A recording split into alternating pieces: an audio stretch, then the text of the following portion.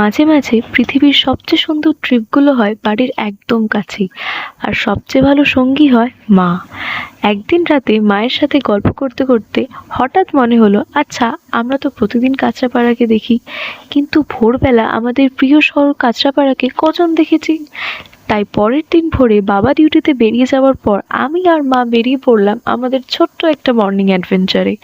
সকালের ঠান্ডা হাওয়া, একদম ফাঁকা রাস্তা, আর চারপাশে সেই শান্ত পরিবেশ, সত্যি বলতে মনে হচ্ছিল যেন শহরটা এখনো ঘুমিয়ে আছে আর আমরা দুজনই তার গল্প শুনতে বেরিয়েছি। হাঁটতে হাঁটতে প্রথমেই দর্শন পেয়ে গেলাম পঞ্চবটী মা কালীর। ভোরবেলার সেই শান্ত পরিবেশে মন্দিরটাও যেন আরো সুন্দর লাগছিল। এরপর এগোতে এগোতে হঠাৎ বাতাসে ভেসে এলো একটা অসাধারণ মিষ্টি গন্ধ। দেখি চারপাশে টাটকা আম বিক্রি হচ্ছে। সেই গন্ধটা এতই সুন্দর ছিল যে কয়েক সেকেন্ডের জন্য শুধু দাঁড়িয়ে উপভোগ করতে ইচ্ছে করছিল।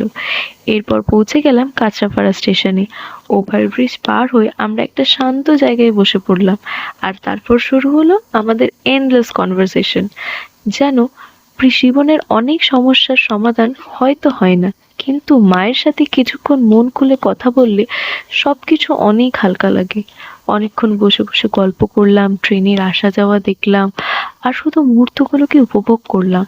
তারপর বাড়ি ফেরার সময় সেই মিষ্টি আমের গন্ধ আবারও আমাদের ডাক দিল, তাই কিছু আম আমরাও কিনে নিলাম।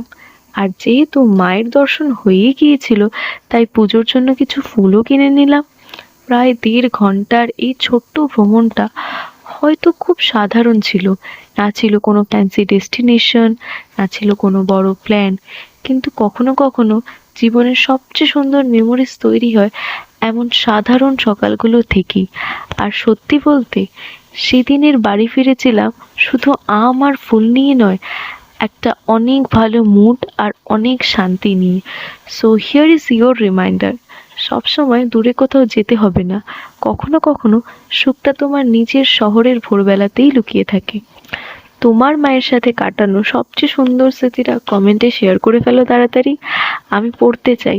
আজকে আমি তোমাকে আমার মায়ের সাথে কাটানো একটি সুন্দর স্মৃতি বললাম, এবার তোমার শেয়ার করার পালা। আজকের জন্য এইটুকুই, আবার দেখা হচ্ছে অন্য কোনো